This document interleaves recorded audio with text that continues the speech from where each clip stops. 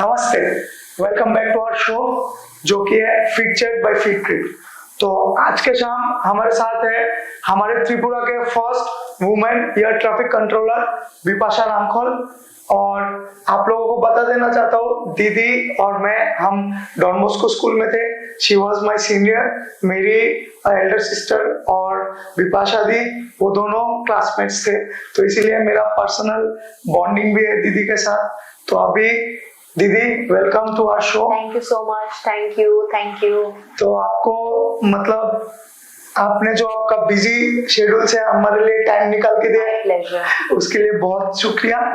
और ये वीडियो हम हिंदी में कर रहे हैं क्योंकि हमारा जो मतलब व्यूअर्स है वो पैन इंडिया में है, तो इसीलिए हम हिंदी में कर रहे हैं। नहीं तो बहुत जने वो पूछते हैं कि तुम्हारा मदर टंग बंगाली है, तो बीइंग ए बंगाली तुम बंगाली में क्यों नहीं करते। तो इसीलिए सबको मतलब हम बता दे रहे कि हम हिंदी में शूट करने जा रहे हैं ये वीडियो। तो दी अभी जैसे हम शुरू करते हैं, तो पहले हम आपसे जानना चाहते हैं कि आपका जो जर्नी रहा है कि आप कहाँ से शुरू किया, कैसे शुरू किया, और आपने जो ये अचीवमेंट है जो त्रिपुरा में फर्स्ट है। आपके पहले कोई भी मतलब वुमेन नहीं है, नहीं थे। हाँ, बाकी तो men। आपका जो ये जर्नी है वो आप शेयर कीजिए। ठीक है। Thank you, Govinda, for inviting me to your show, and I wish you all the very best. May your show grow and your audience grow, and may your business and your initiative becomes really large in future. So I'm always a well-wisher. Okay, and thank you for inviting me again. And you asked me about my journey. Yes. तो मुझे अगर मेरी journey के बारे में बोलना है, so in brief, अगर शॉर्ट में मैंने समझाया तो बचपन में मेरे पापा वैसे गवर्नमेंट स्टेट गवर्नमेंट में नौकरी करते थे, और बचपन में मेरा जिंदगी के पहले 7 साल मैं गांव में गुजारा है।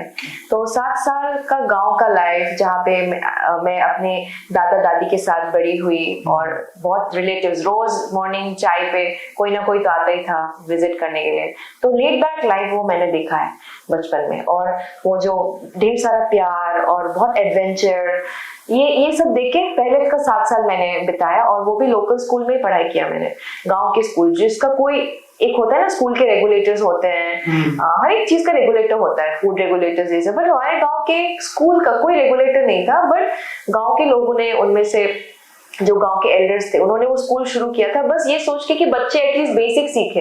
तो मैं उस स्कूल में थी, अभी वो स्कूल रजिस्टर होके अभी बहुत बड़ा हो गया, बट उन दिनों छोटा स्कूल था। तो उस स्कूल में हम सब पढ़ते थे basic alphabets, poems and spellings. तो ये सब छोटे छोटे चीजें पढ़ के उसी से हम खुश थे। तो that was a very simple lifestyle which I appreciate. आजकल का लाइफ के साथ तो बहुत ही डिफरेंट है। आजकल आप देखेंगे क्लास 1 क्लास 2 के बच्चों को सिखाया जाता है बेसिक कंप्यूटर प्रोग्रामिंग। हमारे टाइम पे कंप्यूटर क्या था हमें पता नहीं था। सो वो लेट बैक लाइफ मैंने पहले 7 साल देखा, बट पापा के ट्रांसफर्स होते गए, तो फाइनली हम गाँव से निकल के पापा के साथ चले गए। तब मुझे एक और दुनिया देखने को मिला जो कि था गांव का, एक स्मॉल टाउन था, बट वो भी गांव के अंदर एक स्कूल था और बोर्डिंग स्कूल था। तो मैं बचपन से ये हॉस्टल का एक्सपीरियंस मुझे मिला है। तो वो कहाँ पे था? जो अम्बासा में सेंट आर्नोल्ड स्कूल में, present day saint Arnold school, वहाँ पे मुझे बोर्डिंग स्कूल में रखा मम्मी पापा ने, ये सोच के कि थोड़ा इंग्लिश बोल देगी, सीख लेगी, बच्चों के साथ रहेगी तो अच्छा रहेगा। बट उन्हें भी बहुत खुशी नहीं हुई मुझे भेज के, बुरा लगता था कि चलो अकेली लड़की, एक छोटी लड़की बोर्डिंग में रह रही है।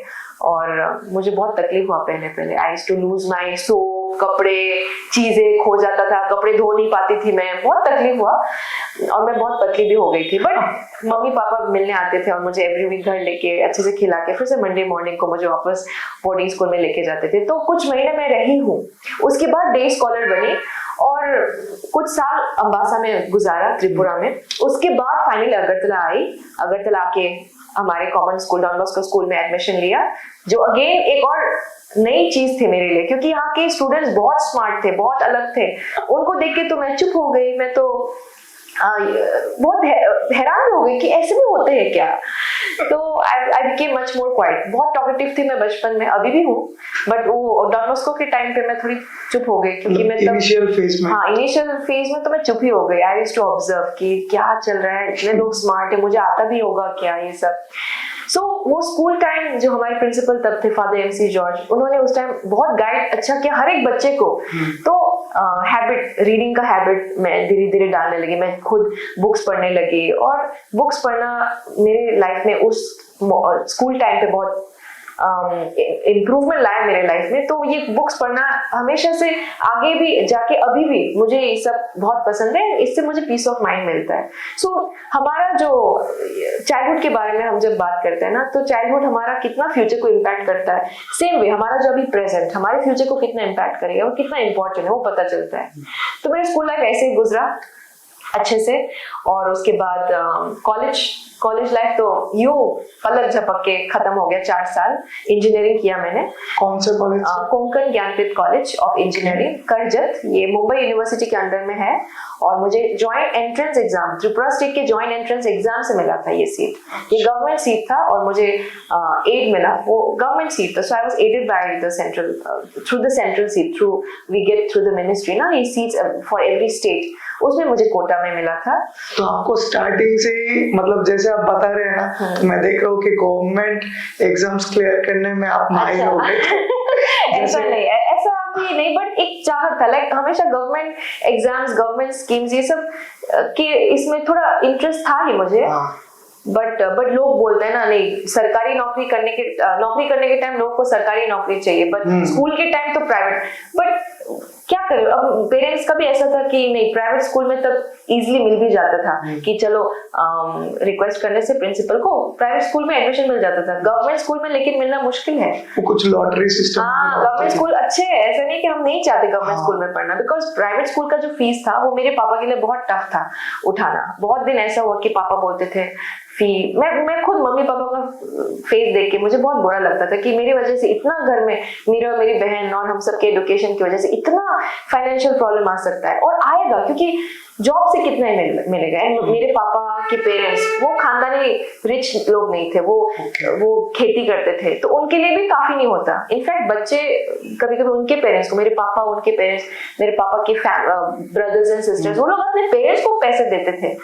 तो एक लायबिलिटी है। तो खानदानी रिच तो नहीं थे, जमीन ये सब भी उतना नहीं था, तो फाइनेंशियल इश्यूज तो था, बट स्टिल मम्मी पापा ने प्राइवेट स्कूल में ये सोच के भेजा कि चलो कुछ एक्स्ट्रा अटेंशन मिल जाएगा, थोड़ा अच्छे से पढ़ लेगा, इंग्लिश बोल देगा 2-3। तो वही एक इंटेंशन था। And though it was tough, but somehow we got through. And college में जाके मैंने एक बार कोशिश किया कि गवर्नमेंट में मिलने से अच्छा है गवर्नमेंट में ट्राई करने का। एक इंटेंशन मेरा ये था कि फाइनेंशियल सपोर्ट थोड़ा मिले, क्योंकि government seats you will see that थोड़ा फाइनेंशियल सपोर्ट मिल जाता है, इतना कॉस्टली नहीं होता जितना प्राइवेट कॉलेज होता है। दैट्स द रीजन कि मैंने भी डिसाइड किया एंट्रेंस के थ्रू ही जाना। और अगर आप थ्रू मतलब एंट्रेंस आप क्लियर करते हो तो स्कॉलरशिप भी मिलता है? स्कॉलरशिप मिलता है, क्योंकि हमारे ये एसटीज लोगों के लिए भी स्कॉलरशिप था, तो मुझे मिला एंड मैं उसी का आभारी हूँ। तो मुझे मिला एंड फीस काफी हद तक I got a discount fees में, तो उसी वजह से मेरे इंजीनियरिंग के केस लाइक मैं इतनी दूर गई पढ़ने के लिए, तो flight tickets, travelling tickets, stay, वहाँ का रेंट, ये सब मैं पापा से मैं पैसे मांगती थी। But college fee every year हम एक बार भरते थे, उतना ज्यादा नहीं भरना पड़ता था। We had an amount which was less than the amount which others were paying. तो बस इंजीनियरिंग ऐसे गुजारा। और आपने कौन से फील्ड में इंजीनियरिंग किया? Electronics and telecommunication. हाँ, वो भी मुझे सीट मिला था। वो there were other streams, computer science, ये सब, but I chose this purposely. I chose this. पापा ने कहा था कि ECE ना चूज करके, if you get maybe electrical, maybe it will be good, because Tripura state में जो गवर्नमेंट जॉब्स रिलीज होते हैं, इलेक्ट्रिकल, सिविल, इन सब के लिए होता था। मैकेनिकल का? हाँ, मैकेनिकल का होता है कम, और सिविल का सबसे ज्यादा। हाँ, सिविल का सबसे ज्यादा। तो पापा ने भी सजेस्ट किया था, बट पापा was like, he was not a very high ambitious person. पापा बस ये बोलते, देखो खुश रहो, अगर कुछ नहीं होता जनरल स्टडीज पढ़ लो, हमारे साथ रहो, लाइफ इज सिंपल। पापा का ऐसा था। लेकिन पापा भी बचपन में हम जब टीवी देखते थे, पापा हमेशा मुझे टीवी में दिखाते थे ये जो एयर क्रैश इन्वेस्टिगेशन है, ये ग्राउंड कंट्रोलर्स जो है, ये एक जॉब है, ये भी एक जॉब है, इंडिया में है। तो मैंने कहा अच्छा ऐसा है। तो पापा बोलते कभी अगर तुम ये बनोगे ना, मुझे बहुत अच्छा लगेगा, डॉक्टर इंजीनियर बाकी इतना हाई कॉमन हो गया अभी, मतलब उस टाइम कॉमन नहीं था, उस टाइम कॉमन नहीं था, उस टाइम उतना कॉमन नहीं था। Like even when we were in school, you might have also noticed कि doctor engineer was a craze, it was a craze. MBA is still a craze, MBA was craze then also. Doctor engineer was a craze, even now it is to an extent, and it's a very good, even those are very good jobs, and it is a job of service. You become such a good asset to the society, so it's fine. But पापा ने ये कहा कि doctor engineer तो ठीक है, that is separate thing, but if you become this, I would be so happy. So मैं भी बोलती हूँ वाओ या बट बड़े होके कॉलेज में आके भूल जाते हैं हम ना। तो आई ग्रू अप एंड कॉलेज का ट्रबल है, कॉलेज में पास करने में, स्टडी करने में। हम 4 लड़कियां एक साथ फ्लैट में रहते थे, घर संभालने में हमारा एनर्जी चला जाता था। घर संभालो, खाना पकाओ, बाहर का खाना भी पसंद नहीं था हमें, मेस का खाना भी हम खाते थे, बट एक खुद का। और तब ऐसा होता था ना, घर से दूर रहते तो हमें बहुत चीजें बहुत पसंद आते हैं कि नहीं मुझे ये खाना है, नहीं मम्मी जैसे पकाती थी वो टाइप का खाना है, तो हम खुद खाना पकाते थे। हाँ, वो एक मतलब जो हॉस्टल में रहते हैं तब ज्यादा क्रेज होता है ना खुद पकाने का। मतलब जब हम घर में रहते हैं तो मम्मी का हाथ का खाना जो है हम बोलते हैं अरे नहीं आज बाहर से मंगा लो। हाँ, बट हॉस्टल जाने के बाद मूड चेंज हो जाता है, तब ऐसा मन करता है नहीं मुझे अब घर में खाना बनाना है, मुझे तो मेरा वो वाला मसाला वाला फूड, नहीं तो ये बॉयल वाला फूड, बट जो घर का फीलिंग दे। सो हमने खुद खाना पकाया ये सब। तो कॉलेज तो मेरा ऐसे ही गुजर गया, कॉलेज ऐसे ही गुजर गया। और उसके बाद कॉलेज पास आउट करने के बाद आई हैड ऑप्शंस में I was checking on many options. I could stay in near my college, or I could go to a city, take courses, apply for job, private companies. But मैंने वो नहीं किया, मैं घर आ गई। मुझे पता था घर आके लोग पूछेंगे अभी इंजीनियरिंग के बाद क्या कर रहे हो, बट मैं घर आ गई। घर आके फिर क्या, अब तो यही प्रॉब्लम, सब पूछते अरे डिग्री खत्म अभी, तो मुझे भी बहुत कंफ्यूजन हुआ। But I was very positive कि मैं जॉब्स के लिए गवर्नमेंट एग्जाम्स ट्राई करूंगी। And one of the reasons that motivated me कि मैं हायर स्टडीज ना करूं। मम्मी ने मुझे बोला था हायर स्टडीज कर सकते हो, बट मुझे वो फाइनेंशियल, मुझे हमेशा ऐसा था कि नहीं, मुझे मम्मी पापा को इतना, उनका हर एक फैमिली में अलग स्टोरीज है। मेरे केस में ये स्टोरी था कि मुझे हमेशा थोड़ा independent I used to dream of independence, कि मुझे फाइनेंशियली इंडिपेंडेंट रहना है, and not someone who becomes a very big businessman या फिर बिग एंटरप्रेन्योर, ऐसा कुछ नहीं, but humble job, but I want to be just independent. वो मेरा एम था, वही इंटेंशन से मैं गवर्नमेंट एग्जाम्स के प्रिपरेशन का शुरुआत की। हायर स्टडी का मतलब वो आपने लाइक साइड पे रख दिया। अभी बैचलर्स ऑफ इंजीनियरिंग के बाद मैंने और कुछ पढ़ाई नहीं किया। और अगर मैं कभी अभी फ्यूचर में पढ़ाई भी करती, अभी मेरा ऐसे इस जॉब में तो हायर स्टडीज का स्किल्स वो लोग अभी नहीं रखेंगे।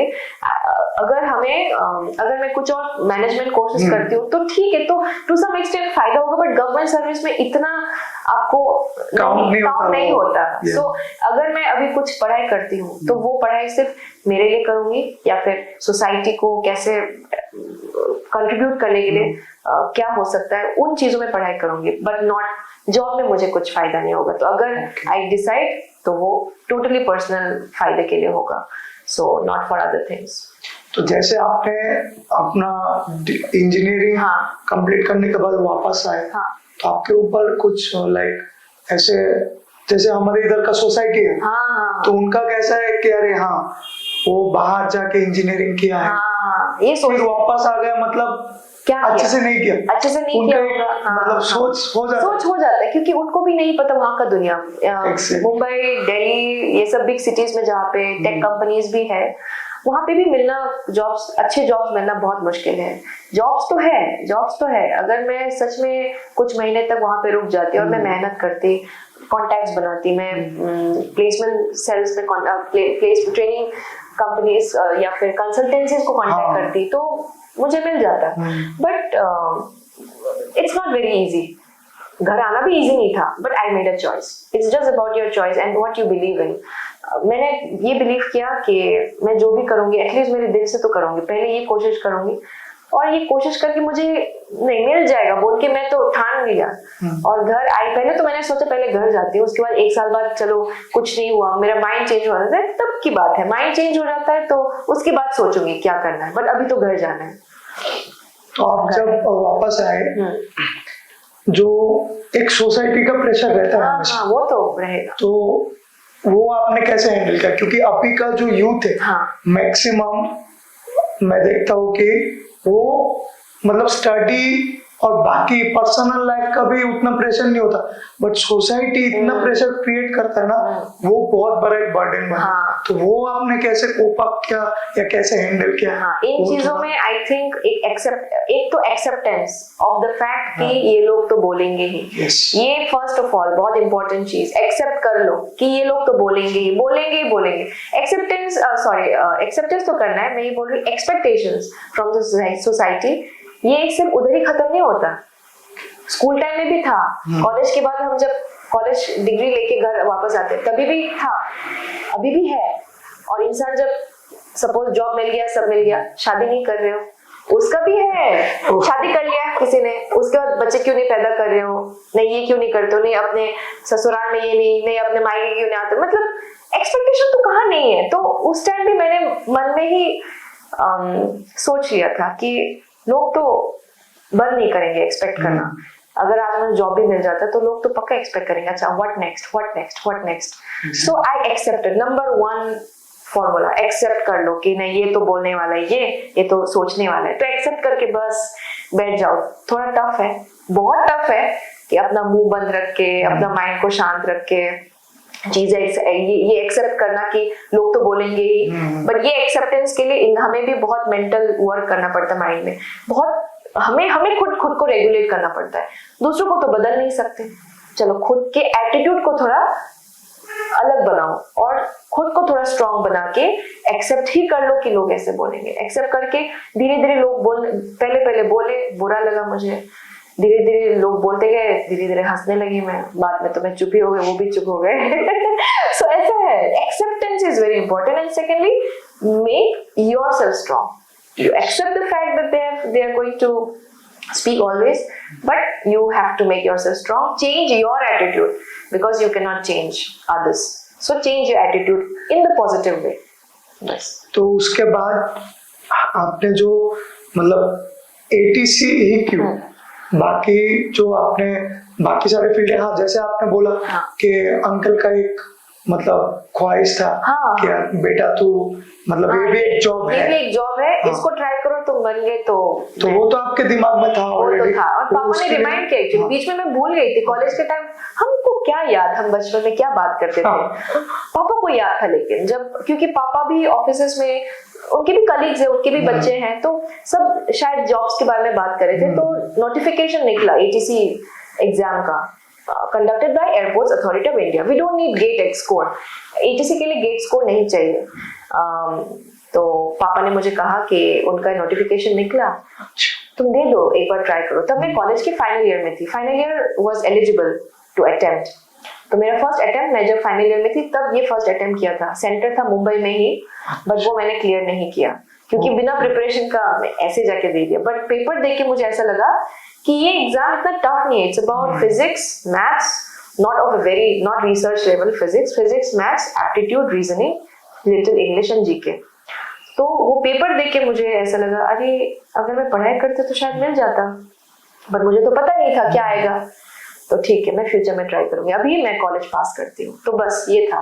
एंड ऐसा नहीं था कि सिर्फ ATC देना था मुझे, jobs I tried in bank jobs में बहुत ट्राई किया, डिफेंस सीडीएस जो कॉमन डिफेंस सीडीएस का क्या, कंबाइंड डिफेंस सर्विस, ऐसा कुछ, सीडीएस का फुल फॉर्म में भूल गई मैं, सीडीएस का एग्जाम दिया था मैंने, तो वो भी मैंने क्लियर किया, first attempt in my life, and that was the last attempt also because I was 24 years old. 24 के बाद वो नहीं लेंगे, और वो OTA के लिए था, OTA for officers training academy Chennai for women officers, तो वो क्लियर किया मैंने। एंड इंटरव्यू के लिए इलाहाबाद बुलाया गया था, लेकिन वो इंटरव्यू से पहले मुझे ATC में मिल गया था, इसलिए मैं कभी उस डिफेंस के इंटरव्यू में, जो SSB इंटरव्यू होता है ना 5 दिन का, बहुत अच्छा इंटरव्यू होता है people who attempt in Air Force, Army, उन सब का ये इंटरव्यू होता है. तो ये इंटरव्यू बहुत अच्छा एक्सपीरियंस होता अगर मैं अटेंड करती, बट मैंने अटेंड नहीं किया because I got the job. And bank exams जिसमें मुझे पीओ में मिला था, त्रिपुरा ग्रामीण बैंक, रूरल बैंक में पीओ स्केल 1 ऑफिसर में, उसका ऑलरेडी कॉल लेटर आ चुका था. मेरा पोस्टिंग मुझे खोआई में मिला था, तो क्या वो भी मैंने ज्वाइन नहीं किया. एटीसी में आप ऑलरेडी ज्वाइन करने के बाद दिया है? नहीं, वो ज्वाइन करने से पहले मिला था कॉल लेटर. एंड ये था कि जून एंड तक ज्वाइन करो या जुलाई 1 तक ज्वाइन करो. लेकिन जून के एंड तक में मुझे एटीसी का भी मिल गया था. तो एक साथ 3-4 एसएसबी इंटरव्यू, ये ग्रामीण बैंक का पीओ और ये एटीसी, ये काफी चीजें एक साथ हो गए थे after 2 years of struggle. So ये सब एक साथ हो गया था. And I chose ATC because ATC का तो पहले से पापा का भी इच्छा था. As per the job profile it was something which was comparatively मुझे तो अच्छा लगा. Like it is related to aviation. Posting ठीक है, पैन इंडिया पोस्टिंग मिलता है हमें, बट आई वाज होपफुल कि जो भी हो देखा जाएगा. इतना घर से तो दूर रहने का किसी को अच्छा नहीं लगता. घर से बहुत दूर, घर आने में ही बहुत टाइम लगता था. ऐसा किसी को उतना पसंद नहीं है, बट आई वाज लाइक चलो देखती हूँ. तो आई जॉइन दिस. तो कोशिश तो किया मैंने 2 साल, और बीच में एक साल नहीं 10 महीने में एक प्राइवेट कंपनी में भी जॉब करती थी. अच्छा, त्रिपुरा में. यस. आफ्टर इंजीनियरिंग डिग्री मैं जब त्रिपुरा आई तो मुथा इंडस्ट्रीज प्राइवेट लिमिटेड है. अच्छा. तो उनके मैनेजर ढूंढ रहे थे किसी को जो एग्जीक्यूटिव लेवल के पोजीशन के लिए किसी को ढूंढ रहे थे. और through some of my family friends I came to know about this. तो मुझे डायरेक्टली वॉक इन इंटरव्यू के लिए बुला लिया, पर्सनल इंटरव्यू डायरेक्ट.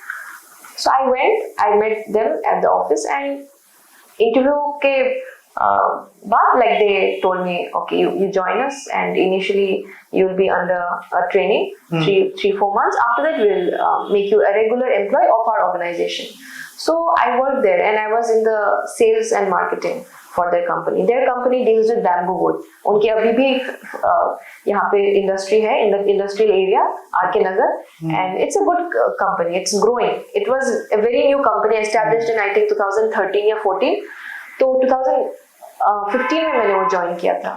15 में ज्वाइन करके 16 में after 10 months I left the job. और मैंने भी ये रीजन बताया मैनेजर को कि मुझे जॉब के लिए ट्राई करना है. इवन ही सेड कि देखो ये भी बहुत अच्छा है, we are growing. But I was like, sir, but maybe someday if I, that is someday. But right now I want this. So after class 12 ठीक है, थोड़ा पीरियड रहता है when we are confused. But after college also कितना confusion रहता है. हम सबको ये बोलते हैं देखूंगी इसको, ओके देखूंगी, पहले तो मुझे ये करना है. तो एक फेज रहता है, confused फेज. बट मेरे केस में ऐसा था कि रिस्क तो लिया, क्योंकि ये फ्रेशर टैग भी जो होता है, फ्रेशर्स को जॉब मिलना भी थोड़ा आसान होता है. बट अगर आप 2-3 साल कुछ ना करके आप उसके बाद जाके आप जॉब को अप्लाई करते हैं, तो वो क्वेश्चन आता है कि आपने ये 2-3 साल क्या किया. तो मेरे लिए भी वो क्वेश्चन आने वाला था अगर मैं कुछ क्लियर ना करती और मैं सिटीज वापस जाती कि चलो मैं प्राइवेट कंपनीज में एक बार आईटी सेक्टर में काम कर लेती हूँ, तब मुझे क्वेश्चन पूछा जाता. बट आई थिंक कि at the end of the day हमें खुद में बिलीव रखना है. अगर कभी हमें कोई क्वेश्चन पूछते भी है इंटरव्यूज में कि इतना गैप क्यों था, मैं तो खुल्लम खुल्ला बोल देती कि मैंने सोचा था उस टाइम कि मैं जॉब के लिए अप्लाई करूंगी, कोशिश करूंगी, मुझसे नहीं हुआ, इसलिए मैं आपके सामने हूँ फॉर अनदर वेंचर. तो आपको मौका देना है, आप दे सकते हैं. खुद में बिलीव रखना है. और बैकअप प्लान्स तो हमेशा होता था मेरे माइंड में कि ये नहीं मिला तो ये नहीं मिला तो ये. मेरा ऐसा भी था कि कुछ नहीं मिला तो मैं मेरे स्टडीज में फोकस करके शायद मैं कुछ और स्टडीज करूंगी, या फिर मेरे स्किल्स से जो इतना पढ़ाई किया मैंने, मैं बच्चों को सिखाऊंगी, मैं ट्यूशंस करूंगी, मैं एक प्राइवेट कोचिंग क्लास खोल दूंगी एंड खुद को भी मैं काबिलियत बनाऊंगी. तो मेरा बैकअप प्लान्स काफी था जिसमें थोड़ा कम इन्वेस्टमेंट लगता, क्योंकि मैं हमेशा घुमा फिरा के मैं पेरेंट्स के बारे में सोचती नहीं, उनको तो मैं तकलीफ नहीं देना चाहती ना. उनका वैसे भी बचपन से हमें इतना बड़ा किया, इतना होप से कि प्राइवेट स्कूल में पढ़ा लिया, इतना कुछ कॉम्प्रोमाइज करके हमें सिटीज में बड़ा किया, अगरतला सिटी में. तो ये सब सोच के I did not want to trouble them anymore. तो ये मेन मुद्दा यही था, घुमा फिरा के वही आता था कि नहीं, थोड़ा खुद करके कुछ करना है जिसमें कम इन्वेस्टमेंट हो. बस ये था, मेहनत ज्यादा, कम इन्वेस्टमेंट. ऐसा था। और आपका जो वो 10 months का, हाँ, आप जैसे अभी बोले कि प्राइवेट जॉब में आप थे, तो तब क्या स्टडीज का जो प्रिपरेशन था? हाँ, वो चलता था। Okay. वो चलता था रात को, फिक्स था मेरा, रात को 11 से 1 बजे। प्राइवेट स्कूल में पढ़ा लिया, इतना कुछ कॉम्प्रोमाइज करके हमें सिटीज में बड़ा किया, अगरतला सिटी में। तो ये सब सोच के I did not want to trouble them anymore. तो ये मेन मुद्दा यही था, घुमा फिरा के वही आता था कि नहीं, थोड़ा खुद करके कुछ करना है जिसमें कम इन्वेस्टमेंट हो, बस ये था। मेहनत ज्यादा, कम इन्वेस्टमेंट, ऐसा था। और आपका जो वो 10 months का, हाँ, आप जैसे अभी बोले कि प्राइवेट जॉब में आप थे, तो तब क्या स्टडीज का जो प्रिपरेशन था? हाँ, वो चलता था। Okay. वो चलता था रात को, फिक्स था मेरा, रात को 11 से 1 बजे। रात को 11 बजे और 1 बजे, 2 घंटे इंटेंस स्टडी करती थी मैं। और दिन को बीच में ब्रेक मिलने से या फ्री टाइम थोड़ा मिल गया, मैं एप्टीट्यूड सॉल्व करती थी। ये था मेरा एक लैपटॉप था, कॉलेज टाइम से जो लैपटॉप खरीदा उसी में मैं वेबसाइट्स और ऑनलाइन एग्जाम, ऑनलाइन टेस्ट उसमें सब्सक्राइब करके मैं ऑनलाइन टेस्ट देती थी। तो कोशिश मेरा हमेशा था स्टडी, ये एक स्टडी इंसान को करना है, ताकि ये सब चीजें जो प्रिपरेशन का जो थोड़ा टेंशन में भी रहते हैं हम, पर वो प्रिपरेशन का जो जोश है ना, वो आई थिंक मेरे में वो हैबिट बन गया था। तो वो जॉब के टाइम पे भी था। तो I used to do it even when I was getting some free time in the day. क्योंकि ये जो पॉइंट है ये बहुत इम्पोर्टेंट है। जैसे कि अभी बहुत सारे बच्चे जो प्रिपरेशन ले रहे हैं गवर्नमेंट एग्जाम का, चाहे वो स्टेट हो या सेंट्रल हो, तो वो लोग कैसा मतलब बैलेंस नहीं कर पाते। तो बहुत जन है, मतलब वो अपने पेरेंट्स का जो कंडीशन है उतना अच्छा नहीं रहता। वो समझते हैं। उनको कैसा एक प्राइवेट जॉब हो या मतलब कोई भी जॉब हो, मतलब छोटा हो बड़ा हो कुछ भी हो, तो वहां पे वही प्रॉब्लम आता है जो टाइम मैनेजमेंट। यस, वो time management along with your physical strength, इंसान थक जाता है। At the end of the day हम थक जाते हैं कि मुझे रेस्ट भी तो चाहिए, नींद भी तो चाहिए, वरना ब्रेन कैसे अच्छे से काम करेगा। तो आजकल के बच्चों में प्रेशर ज्यादा है। हमारे टाइम, मेरे टाइम पे था, but I believe and I am observing it, it's my observation and I think ये सेम चीज सब ऑब्जर्व कर रहे हैं। आजकल के बच्चे ज्यादा मेहनत उन्हें करना पड़ रहा है, चाहे स्कूल लेवल, चाहे पोस्ट ग्रेजुएट लेवल, चाहे ये जो एस्पायरेंट्स है, सिविल सर्विस एस्पायरेंट्स हो, जॉब एस्पायरेंट्स, सब बहुत मेहनत कर रहे हैं। उनका मेहनत और मेरे मेहनत में तो मैं उसका कंपैरिजन भी नहीं करना चाहती, बिकॉज मेरा भी मेहनत था, बट मेरा मेहनत मेरे टाइम पे मेरे लिए चलो ठीक था क्योंकि I pulled it of. But आजकल के ऐसे है कि मेहनत करके भी नहीं, मतलब बहुत नंबर्स ऑफ स्टूडेंट्स बढ़ गया कि मेहनत करके भी उन्हें नहीं मिल रहा है। तो मुझे ये बोलना तो सही नहीं होगा, like but I would say that to some extent government का भी एक हाथ है उसमें हम नहीं कुछ कर सकते। अगर वैकेंसीज खुला, वैकेंसीज रिलीज हुआ, तभी तो उसको भरा जाएगा। और कभी वो बोलते हैं कि चलो रीजंस भी हमें दिया जाता है कि स्किल डेवलप करो, स्किल डेवलप करो। आजकल के बच्चे स्किल डेवलपमेंट में भी जा रहे हैं, लेकिन जितना मैं देख रही हूँ उनको और भी जाना चाहिए, जा रहे हैं, लेकिन स्किल डेवलपमेंट के बाद भी मिलता तो है उनको प्लेसमेंट्स, बट उसमें भी आई वोंट से कि all are getting the rightful, they are not getting what they deserve. बच्चों का लिमिटेड स्लॉट्स में लिमिटेड स्लॉट्स, तो ये एक सैड सिनेरियो है। आजकल अनएम्प्लॉयमेंट एक बड़ा ही टॉपिक बन गया, और हमसे तो बहुत पूछे जाते हैं that you know tell us your inspiring story, ये सब मैं तो बोलूंगी ऑब्वियसली अबाउट माय स्टोरी, मैंने जो मेहनत किया, बट हमेशा वही फॉर्मूला जो सबके ऊपर अप्लाई होगा ये भी नहीं। बट ये चीज है कि at the end of the day financial independence हमें सस्टेन करेगा। जिंदगी में फाइनेंस बहुत इंपॉर्टेंट है टू सर्वाइव। तो घुमा फिरा के वो फाइनेंस में चले जाते हैं। अब प्रॉब्लम ये है कि अगर इतना ही प्रॉब्लम चल रहा है तो लोग अदर मीन्स यूज करेंगे अपना पैसा इनकम करने के लिए, जो गलत तरीके भी हो सकते हैं। मुझे उस चीज का बहुत फिक्र रहता है ये हमारे यंगर जनरेशन के लिए, कि वो गलत रास्ते ना चले जाए in order to do the income. तो ये सब चीजें हैं, and these are topics which should be discussed at a larger level, at larger authorities. We people can only talk about our journey in order to be inspiring to some of you, but at the end of the day this has to be taken up by the higher authorities also. Right.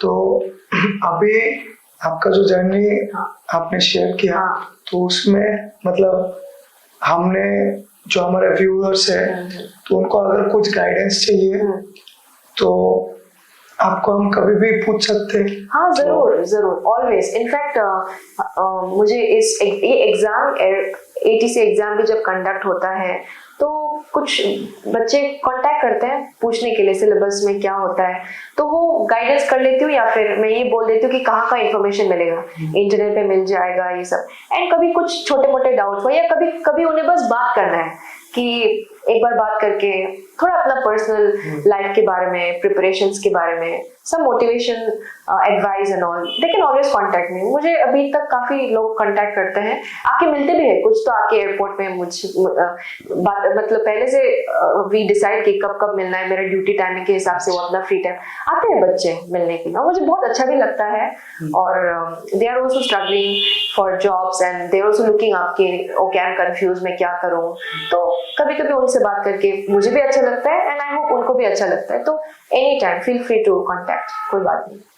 और अभी हम जानना चाहेंगे आपका जो field है, मतलब ATC में आप मतलब आपका कितना प्रेशर रहता है, और आप लोगों का लाइक मतलब कैसे जो काम होता है, क्योंकि हम सिर्फ सुनते हैं और जैसे मतलब हम वीडियोस वगैरह में देखते हैं, बट आपसे कैसे हमको एग्जैक्ट जो इनसाइडर है वो हमको पता चले, तो उसके बारे में थोड़ा बताइए। हाँ, ATC actually it's related to safety. ATC का ATC is in the aviation, aim है to ensure safety and prevent collisions at any cost, and to expedite the movement of aircraft and maintain a flow of air traffic. So these are our objectives.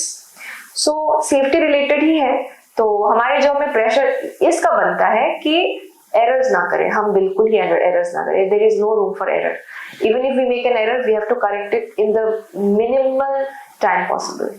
सो वो pressure तो है।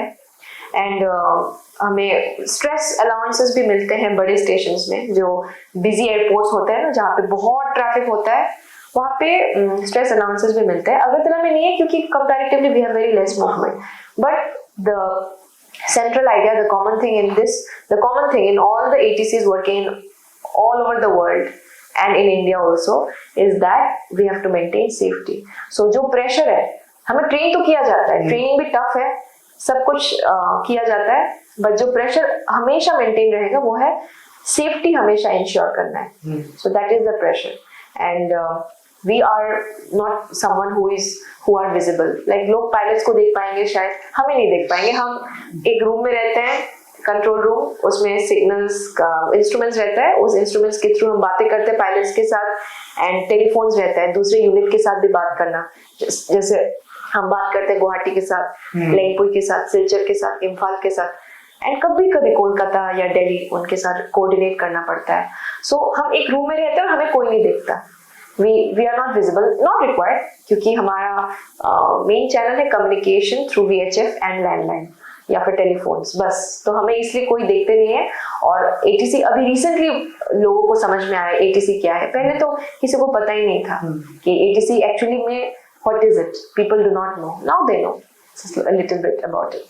और जैसे अभी कैसा rainy season आ गया, हाँ, तो ये तो बहुत चैलेंजिंग या टफ होगा, तो उसमें कैसा जैसे बोलते थंडर स्टॉर्म्स, मतलब कभी कभी मैं भी जब फ्लाइट में बैठता हूँ तो मुझे लगता है कि अभी थंडर गिरा तो क्या होगा, तो वो मतलब आप लोग फिर वो सब सिचुएशन साइक्लोन फिर ये स्टॉर्म में ये ऑकरेंसेस तो होते ही रहते हैं। एंड बे ऑफ बंगाल के पास है त्रिपुरा, तो ये काल बैशाखी, ये मार्च अप्रैल में जो स्टॉर्म्स होते हैं, सडन स्टॉर्म्स, अचानक pressure built up, low pressure built आ जाएगा, सडनली फ्रॉम नोवेयर तूफान। तो जो ग्राउंड में रहते हैं हमें मेट्रोलॉजिकल डिपार्टमेंट एक वार्निंग इशू करते हैं कि ये इन्फॉर्मेशन है या फिर यहाँ स्टॉर्म होगा, या फिर पायलट्स को भी उनके रडार में दिख जाता है। तो ये इन्फॉर्मेशन हम इन्फॉर्मेशन पास ऑन तो करते हैं, लेकिन पायलट्स की तरफ से भी दे कम टू नो। तो अब उनके हर एक चीज का एक कॉन्टिजेंसी प्रोसीजर है, तो पायलट्स का भी अब उनके कॉकपिट में उनके ही फाइल्स होंगे जिसका हर एक सिचुएशन का एक प्रोसीजर होगा। स्टॉर्म होने से उनको क्या क्या चेक करना है, क्या रूट से जाना है, या फिर क्या करना है, या फिर यूटर्न ही लेना है। तो हर एक उनका साइड से वो करेंगे, हमारे साइड से हम ये करेंगे कि हम इंफॉर्मेशन पास करते रहेंगे कि क्लाउड्स इधर है इधर है, क्योंकि we are aided by metrological department. तो मेट्रोलॉजिकल डिपार्टमेंट हमें क्लाउड्स के position, wind speed, wind direction ये बताते हैं, तो उस हिसाब से हम इंफॉर्मेशन पास करते हैं। और उस टाइम ये है कि जो भी फ्लाइट्स आसपास है उन सबको सेफ रखना। सर्टेन लेवल डिफरेंस, जहाँ पे हम 1000 फीट रख रहे हैं डिफरेंस दोनों फ्लाइट्स के बीच, वेदर बैड वेदर में हम 2000 फीट हमें रखना पड़ा, क्योंकि ड्यू टू टर्बुलेंस वो फ्लाइट ऊपर नीचे, एंड अचानक फ्लाइट बोलेगा टर्बुलेंस है इस लेवल पे, मुझे ऊपर चढ़ना है। हाँ, और त्रिपुरा का लोकेशन ऐसा है कि बांग्लादेश बहुत पास है, तो बांग्लादेश के फ्लाइट्स भी कभी कभी अगरतला में अगर इंडियन एयर स्पेस में आ जाते हैं तो तब वो हमें कॉल करते हैं। फिर हम फिर से उनको ये चेक करते हैं कि वो सेफ है कि नहीं in terms of level and in terms of the direction. तो कोऑर्डिनेशन, बहुत सारे फोन कॉल्स, बहुत सारा प्लानिंग, बहुत सारा एक्टिव लोग चाहिए टावर में, ATC टावर में। So that time we take all the necessary precautions and we follow our own procedures. तो स्टॉर्म्स का अलग सा प्रॉब्लम होता है, तो उसमें पायलट का ही मेन काम होता है, क्योंकि स्टॉर्म में आना, स्टॉर्म में लाइक अगर स्टॉर्म में वो कहीं पे बैड वेदर में फंस गया, उसको क्या करना है, क्लाइंब करना है, डिसेंड करना है, he should attempt to land या फिर ही शुड रिटर्न, वो पायलट का डिस्क्रिशन में होता है most of the time. Information पास करना हमारा ड्यूटी है, रनवे को क्लियर रखना हमारा ड्यूटी है, सेपरेशंस प्रोवाइड करना हमारा ड्यूटी है, but there are decisions that has to be taken by the pilot also. तो पहले से ऐसा भी हो सकता है, पहले से if they see that okay this is a bad weather, sometimes they may take a different route to come to Agartala, or sometimes if that entire route, different route, alternative route, everything is bad, they can decide to divert, they do not land and they wish to divert to another airport। ऐसा भी हुआ है, ऐसे भी होते हैं। तो ये है, it's a very complex thing and very instantaneous, पहले से आप कभी डिसाइड ही नहीं कर पाएंगे।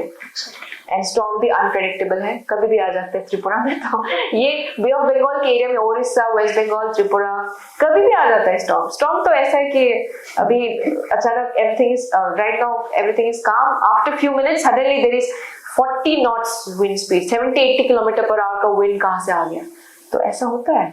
तो ये चीज में हमें बस ये रखना है, हमेशा सतर्क रहना है और इंस्टेंटेनियस डिसीजंस ही लेना है कि ये हो गया तो अभी क्या करना है। तो पायलट के हाथ में भी बहुत कुछ है डिसीजन। जो मार्जिन ऑफ एरर है वो तो उनकी तरफ से भी है, like margin of error, like not to commit errors at all, ये तो हमारी तरफ से है, पायलट्स की तरफ से भी है, एंड उनको भी उनके डिसीजंस बहुत फास्ट लेना है, जैसे हमें भी हमारे डिसीजंस बहुत फास्ट लेना है, पायलट की तरफ से भी उसका जो डिसीजन होगा उसको भी अच्छे से डिसाइड करना, कभी कभी काफी क्विक करना है। तो ये प्रेशर तो है, प्रेशर वाला तो है, because it's about speed, high speed things and high tech things, तो उसमें चैलेंजेस भी है and it takes a lot, like so many important things are at stake, तो वो तो है।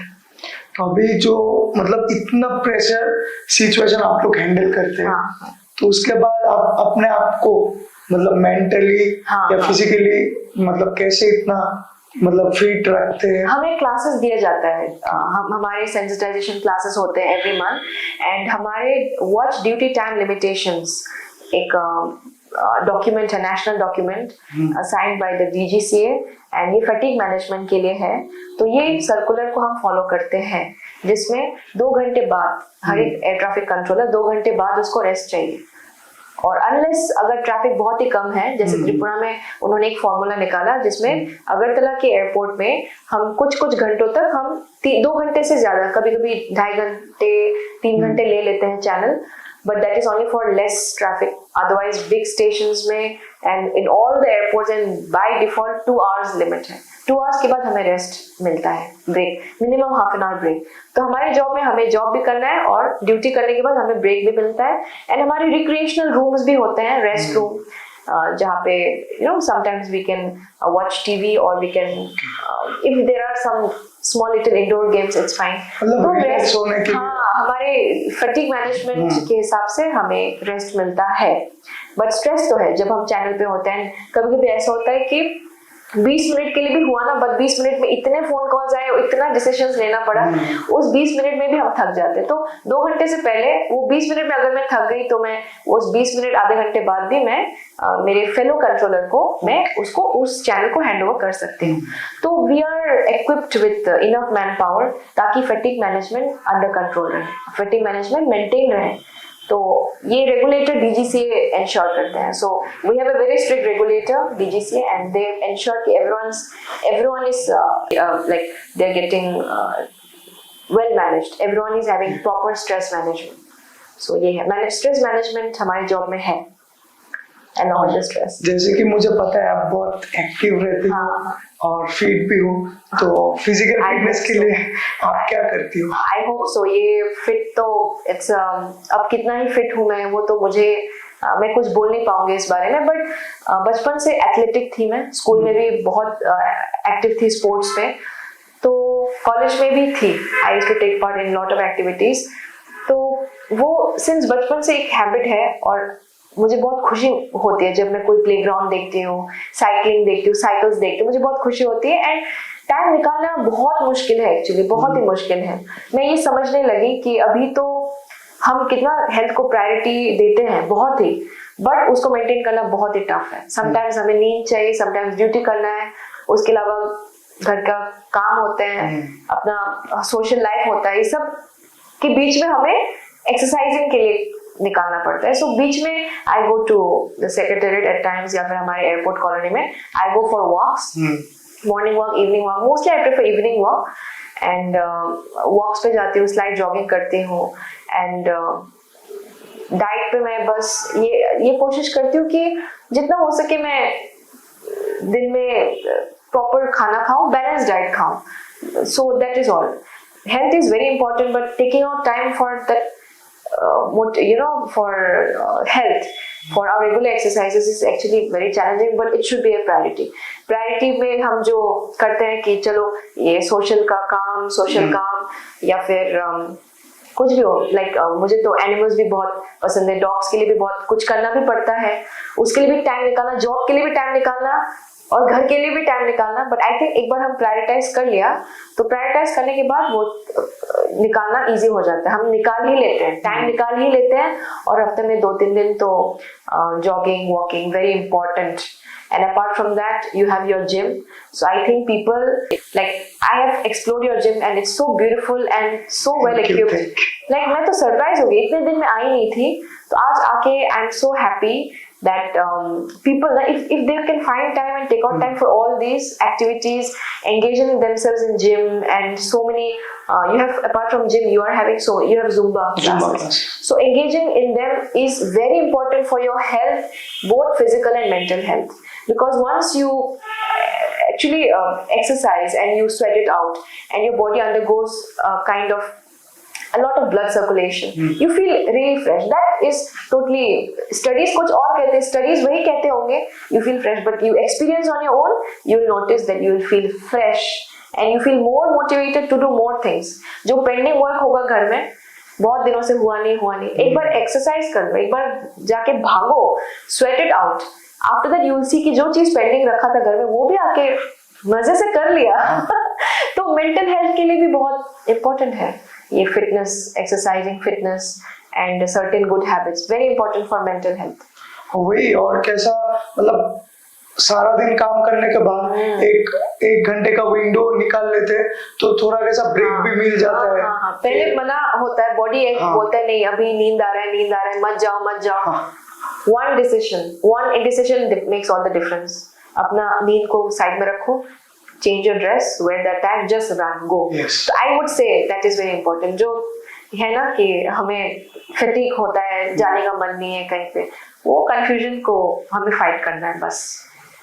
और जैसे मैंने एक चीज देखा, आपने भी मेंशन किया, डॉग लवर, मैं भी डॉग लवर हूँ, आप भी डॉग लवर हो, तो वो जो मतलब आप इतना बिजी रहते हैं और इतना हेक्टिक रहता है आपका शेड्यूल, उसके बाद भी आप मतलब कैसे करते हो? और अभी मतलब आप क्या क्या करते हैं मुझे पता है, बट आप मतलब बोलेंगे तो हमारे जो व्यूअर्स है उनको भी शायद एक मतलब पुश मिले कि नहीं हम भी अभी कितना गर्मी है कि डॉग को हाँ थोड़ा सा पानी दे देते, हाँ पानी दे दो कोई भी। हाँ। तो ये मैं समझती हूँ, like an animal lover is something जो अंदर से एक फील आता है, ये हम किसी को सिखा नहीं पाएंगे। ये जो एम्पैथी, कुछ लोगों को बच्चे बेबीज बहुत पसंद है, कुछ लोगों को प्लांट्स बहुत पसंद है, कुछ लोगों को चलो एनिमल्स के ऊपर बहुत लाइक पसंद है, और पसंद ही नहीं, एक एम्पैथी होता है कि अगर वो तकलीफ में है तो उसको देख के हमें और भी तकलीफ होता है।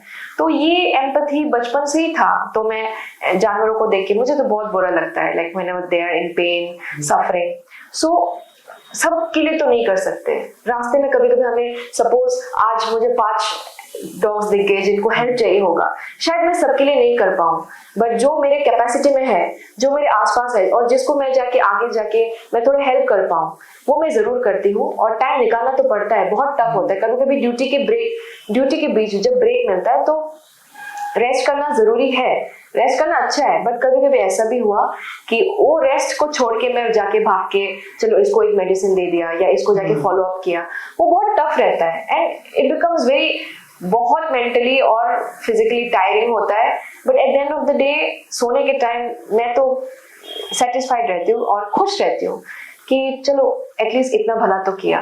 तो सबको ये बोलना चाहूंगी कि जब भी किसी को हम देखते हैं, चलो भले हम समझ नहीं पाए वो क्या किस चीज से गुजर रहे हैं, लेकिन छोटे छोटे एक्ट्स जो है वो इन अ ग्रेटर सेंस बहुत अच्छा भी है आपके लिए। सपोज आपने किसी जानवर को पानी दे दिया, उस जानवर के लिए तो अच्छा ही है कि उसको पानी मिला, चलो बहुत धूप है, बट अंदर अंदर आपको कितना शांति मिलता है वो शायद आपको आज नहीं पता चलेगा, but in the long run you will be at peace. तो life is not only about chasing money, chasing jobs, everything is there, but at the end of the day what are we living for? We are humans with a heart. हम robots थोड़ी हैं। robots होते तो ठीक है मान लेते, but हम robots नहीं, हमारा मन है, हमारा heart है, which beats, it cries, it is happy, it's sometimes depressed, it is sad, sometimes it is very overwhelmed. So we have such a sensitive heart, so it is a justice to our soul and heart कि कभी कभी वो empathy भी दिखाया जाए कहीं पे। So it's fine. I don't force people, but on my part, I do it. Tough तो है लेकिन टाइम निकालना पड़ता है। लाइक आई सेड, टाइम निकालना पड़ता है, उसमें एनर्जी भी बहुत चला जाता है। और उसके बाद लाइक बहुत इवेंट्स में हमें बुलाया जाता है, सोशल इवेंट्स वगैरह, बहुत इवेंट्स में मैं खुद नहीं जा पाती, थक जाती हूँ, तो आई हैव टू सैक्रिफाइस। चलो आज इस डॉग के फॉलो अप के लिए जाना है, तो आज चलो मैं यहाँ नहीं जाती, तो सोशल लाइफ भी थोड़ा इफेक्ट हो जाता है। बट आई थिंक जब हमारे आसपास के लोग हमें समझते हैं तो वो एक बड़ा सपोर्ट है। समझना ही एक, अगर थोड़ा भी समझ ले हमें, तो I feel that is a big support, जिससे हमें जज नहीं किया जाता कि चलो एटलीस्ट समझते हैं। तो I think we can manage everything. दिल का वो होना चाहिए, इच्छा होना चाहिए, इट्स पॉसिबल। और ये कैसे एक अच्छा मतलब जब हम कुछ करते हैं, जैसे मैं भी थोड़ा बहुत करता हूँ, आपको देख के मतलब ट्राई करता हूँ कि थोड़ा बहुत कंट्रीब्यूट करूँ, तो एक मतलब अलग ही खुशी मिलता है। क्योंकि वो लोग बोल नहीं सकते, बट फिर भी वो लोग इतना मतलब प्यार देते हैं ना हमको, और उनका कुछ कंडीशन नहीं कि आप मेरे लिए ये करो तभी मैं आऊंगा या आऊंगी, ऐसा नहीं। आप खाना लेके जाओ या आप खाना मत लेके जाओ, खुश है वो, फिर भी वो लोग खुश है। वो टेल हिलाते हिलाते आपके पास आके आपको मतलब अनकंडीशनल लव देते। तो वही मतलब मैं कभी कभी लोगों को बोलता हूँ कि वो गली के कुत्ते से तंग हो जाते हैं, मैं बोलता हूँ भाई कुछ मत करो, अगर हो सकता है आप फीड कर सकते हो रोटी या कुछ भी, जो भी आपके पास अवेलेबल है, या जो फूड आप फेंक देते हो डस्टबिन में, वो मत फेंको, वो उसको दो, थोड़ा पानी दो। अगर ये भी नहीं होता कुछ भी मत करो, उसको डिस्टर्ब मत करो। हाँ, वही हेल्प नहीं कर सकते, डिस्टर्ब मत करो। तो इनफैक्ट ये एनिमल ह्यूमन कॉन्फ्लिक्ट तो है, आजकल न्यूज में भी बहुत बार आता है कि इस डॉग ने इसको काट दिया, बच्चे को काट दिया, मार दिया, that is so sad. So animal human conflict एक इशू है जिसको हम सबको रेज करना है, और एनिमल ह्यूमन कॉन्फ्लिक्ट खत्म नहीं होगा by being rude to the animal. चलो इन सबको मार दो, इनको यहाँ से यहाँ रिलोकेट कर दो, जंगल में फेंक दो, ऐसा करते हैं कुछ लोग। कुत्तों को उठा के वो लोग जंगल में या किसी एरिया में जाके उनको अबैंडन कर देते हैं। This is not the solution, very inhuman. I would से कि ये बहुत ही गलत चीज है, and dog and animal human conflict को सॉल्व करने के लिए ये हमारे हाथ में ही है, और वो इन सब रूड एंड क्रूएल तरीके से ना करके काइंड वे में भी होता है। तो इन सब के लिए सेंसिटाइजेशन ह्यूमंस को चाहिए, and we are the ones, I think the animal lovers have to step out by not being aggressive also. Yes. We also ourselves have to be very kind to the humans and explain them that this is not the way. So we have to stand, be united, because cruelty बहुत ही हो रहा है. Even you will notice आजकल ये बहुत होता है. कभी कभी मैं लोगों को भी ये बोलती हूँ कि we should not be inspired only by humans, we should be inspired by the animals also. Animals हम कितना कुछ सीखते हैं. They live in the moment, they do not run after money like us. They are so simple and they just provide you love, unconditional love.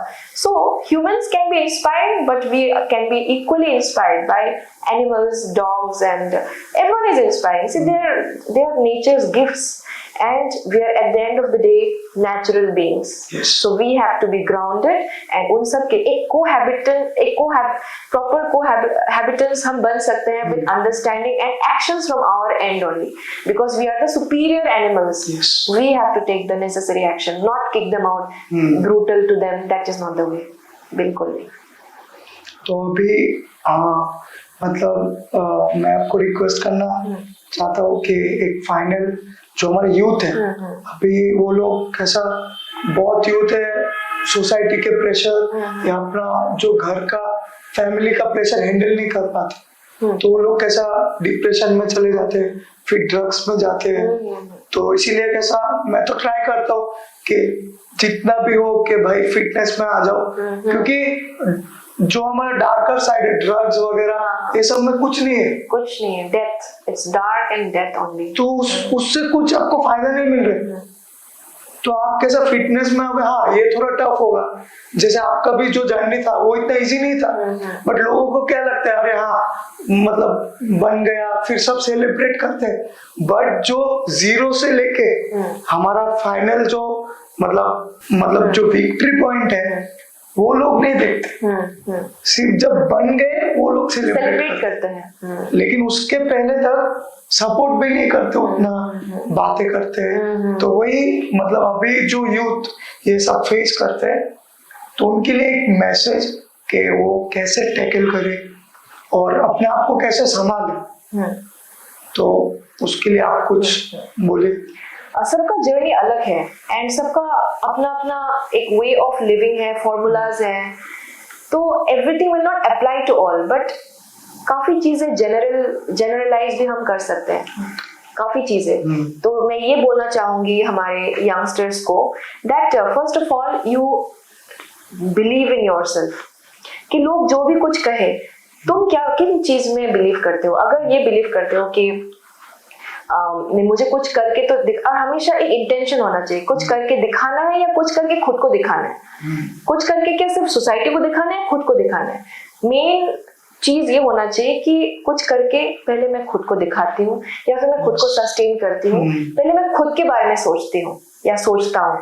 पहले खुद के बारे में सोचो, खुद को जानो, खुद में बिलीव करो, और उसके बाद बाकी चीजें मैटर नहीं करेगा. सो ये जनरलाइज रूल है. वैसे so many formulas could be there by everyone, but कुछ चीजें सच में जनरल है. सच में ये कॉमन फॉर्मूला होना चाहिए सबके लाइफ में. ये मेरा पर्सनल व्यू है.